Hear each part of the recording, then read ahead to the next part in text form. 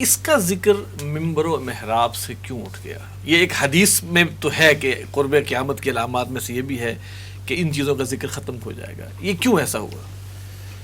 دیکھیں، جب ہم احادیث کی تنقیح کرتے ہیں یا حدیث کو اپلائی کرتے ہیں اپنے دور پر، تو اس میں ہم یہ نہیں کہہ سکتے کہ یہ قصور کس کا ہے، یا اس میں کسی نے کوئی پلاننگ کر کے اس نے اپنا انپٹ کیسے دیا ہے، اور یوں کہہ لیں کہ اسباب میں سے کون کون سی چیزیں ہیں. لیکن حدیث ہمیں اس سچویشن سے خبردار کرنے کے لیے آگاہ کرتی ہے کہ اس طرح کا دور ہوگا. اب جب ڈاکٹر صاحب یہ بات کر رہے تھے تو میرے ذہن میں ایک حدیث آ رہی تھی، اور اس میں آپ کے سوال کا جواب بھی موجود ہے کہ نبی اکرم صلی اللہ علیہ وسلم نے فرمایا کہ انہا ستاتی علی الناس سنون خداع، کہ لوگوں کے اوپر کچھ سال آئیں گے جو دھوکے کے سال ہوں گے، دھوکے کا دور آئے گا. اب یہ دجال اور دجالیت تو اگلی بات ہے، جو دھوکہ ہے، دھوکے کا دور آئے گا، سنون خداع.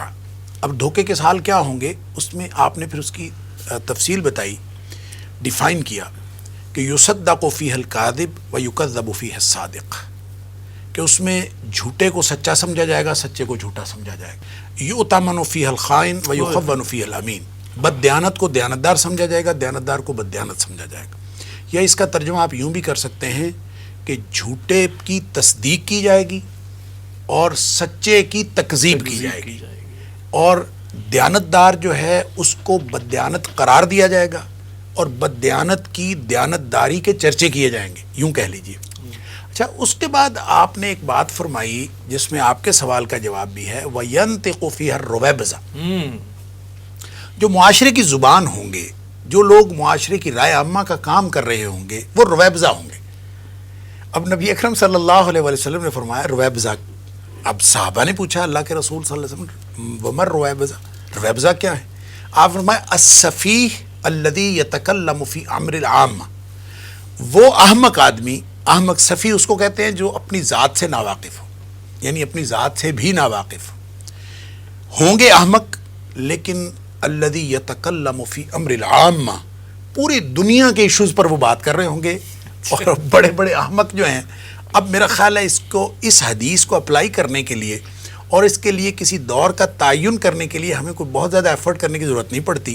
آپ دیکھ لیں ارد گرد ہمارے یہی ہو رہا ہے، ایک اینکر بیٹھتا ہے اور پوری دنیا کے سارے موضوعات کا وہ اپنے آپ کو ماہر گردانتا ہے، اور پوری رائے عامہ کو ہموار کرنے کا کام وہی کر رہا ہے، اور خود اپنی ذات اس کی کیا ہے اور اس کا اپنا ایکسپرٹیز کیا ہے اس کو کوئی نہیں دیکھتا.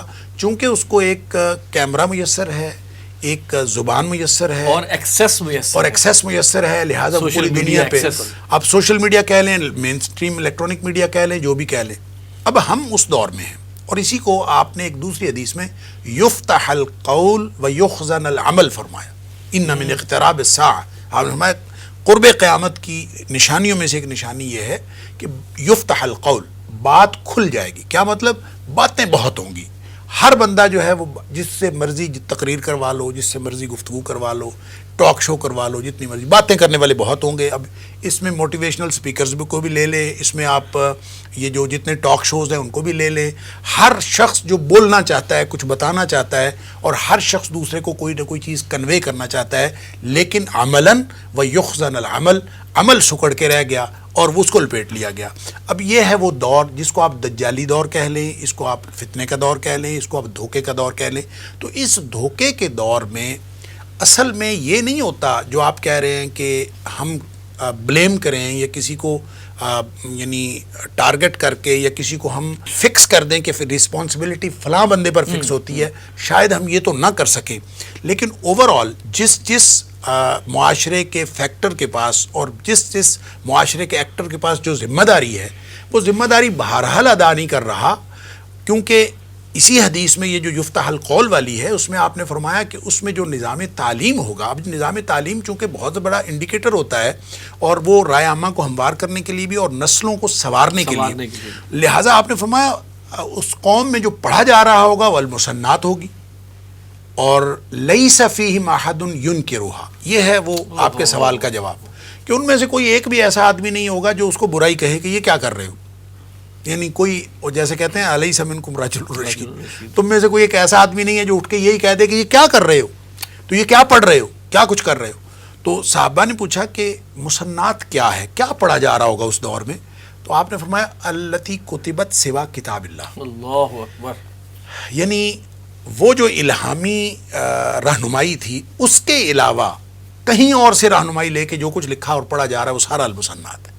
لہٰذا آپ دیکھیں آپ نظریات کہاں سے لے رہے ہیں، آپ انسپریشن کہاں سے لے رہے ہیں، نظام تعلیم کہاں سے لے رہے ہیں، نصاب تعلیم کہاں سے لے رہے ہیں، کون سی چیزیں لوگوں کو پڑھا کر آپ یہ سمجھ رہے ہیں کہ آپ قوم کی تعمیر کر رہے ہیں. یہ تعمیر نہیں کر رہے، اصل میں ہم تخریب کر رہے ہیں. اور امت کی تعمیر کا وہ جو خواب ہے وہ کم از کم اس مسنات کے ذریعے سے تو نہیں ہو سکتا جب تک ہم اس کو الہامی رہنمائی سے نہیں جوڑیں گے. مسنات کو ہم یہ بھی سمجھ سکتے ہیں کہ گویا ہر علم جو بھی ہے، چاہے وہ سائنس بھی ہو، چاہے وہ میتھمیٹکس بھی، واٹ ایور، وہ اس کو ہم مسنات کہیں گے، کیونکہ اس میں تو میتھمیٹکس میں ہم کیا قرآن مجید کے سوا اس کو سمجھیں گے. سر کوئی علم ایسا نہیں ہے جو اس کائنات کا علم نہیں ہے. جب وہ اس کائنات کا علم ہے تو کائنات کا ایک خالق ہے. لہٰذا کوئی علم دنیا کائنات کا ایسا نہیں ہے جو خالق کی رہنمائی کے بغیر ہو. ہم نے اس میں سے مائنس کیا ہے اللہ کے وجود کو، ہم نے اس کو اس میں سے نکالا ہے، ہم نے ان سارے مضامین کو سیکولرائز کیا ہے. اور اگر ہم انہی مضامین کو، اور بات تو صرف اتنی دیکھیں، جب ہم شروع پہلی وحی کی بات کرتے ہیں، الذی علم بالقلم بھی تو اسی میں ہے. 5 آیات کے اندر الذی علم بالقلم ہے. القلم ٹولز کو اور ہر طرح کی ٹیکنالوجی کو ڈپکٹ کرتا ہے کہ ہر ٹیکنالوجی کا علم، ہر چیز کا علم، جدید ترین علم، اور القلم جو بھی جدید ترین صورت اختیار کر جائے وہ وحی کا علم ہے، بشرطے کہ اقرا بسم ربک الذی خلق ہو.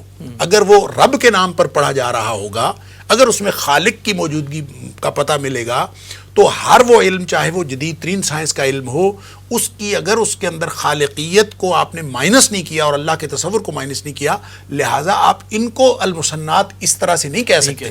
جب آپ مقصدیت کے اعتبار سے علوم اس طرح سے پڑھ رہے ہوں تو جو کتاب و سنت کا علم ہے، جو عین علم حقیقی ہے، اس کو بھی آپ المسنات کہہ سکتے ہیں جب وہ مقصدیت سے خالی ہو. مقصدیت سے خالی ہو. اچھا، اصل معاملہ مقصدیت کا ہے. مقصدیت ایک خواہش نفس کی مقصدیت ہے اور ایک اللہ کی رضا اور ایک اللہ کی رضا کی مقصدیت. ان دونوں کا مقابلہ ہے. وَلَئِنِ اتَّبَعْتَ أَهْوَاءَهُمْ بَعْدَ الَّذِي جَاءَكَ مِنَ الْعِلْمِ، یہ ہے اس کا مقابلہ. لہٰذا ہمیں جو دجالی نظام نظر آتا ہے یا ٹیکنالوجیکل ریولیوشن جو ہوا، صنعتی انقلاب، انڈسٹریل ریولیوشن جو ہوا، یا جو بھی یہ سارا کا سارا، یا اس وقت آپ پورا مغرب کا نظام کہہ لیں، یا اس وقت جو جدید سائنس کا پورا نظام ہے، وہ دراصل خواہش نفس کی تکمیل کے لیے وجود پذیر ہوا ہے. یہ ہے وہ شاخ نازک جس کو اقبال نے شاخ نازک کہا تھا کہ شاخ نازک پہ جو آشیانہ بنے گا ناپائیدار ہوگا. تو اس کی بنیاد اصل میں ناپائیدار ہے. اور وہ ناپائیدار کیا ہے کہ اس میں نہ کسی برتر خدا کی اور برتر ہستی کی کوئی وجود کی حیثیت ہے، اور نہ اس کی گنجائش ہے، اور نہ ہی اس کی رضا مقصود ہے. اور اسی کا نتیجہ یہ ہے کہ اب الحاد جو ہے وہ سر چڑھ کے بول رہا ہے. اور اسی کا ایک بالکل اسی کا، اور ظاہر سی بات ہے کہ اس میں یہ جو ماحول ہے جس میں آپ دیکھیں خدا کا وجود کا انکار کرنا یہ فیشن بنا ہے. 18ویں صدی سے آنورڈ یہ فیشن بنا ہے.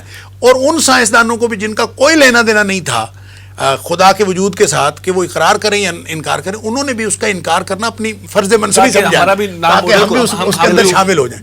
لہٰذا یہ ہے اصل میں وہ بنیادی وجہ، وگرنہ ان کو ہم المسنات نہیں کہہ سکتے. ہر وہ علم چاہے وہ جدید ترین سائنس کا ہو، اگر وہ مقصدیت کے اعتبار سے علوم وحی کے مقصدیت کے ساتھ اس کے ذیل میں آتا ہے تو وہ سارا کا سارا مقصدیت کے اعتبار سے مقصود اور مطلوب علم ہو جائے گا. اور اگر وہ خواہش نفس کی تکمیل کے لیے ہے تو وہ آپ اگر کتاب و سنت کا علم بھی اس مقصدیت کے ذیل میں لے جائیں گے تو وہ بھی فتنہ.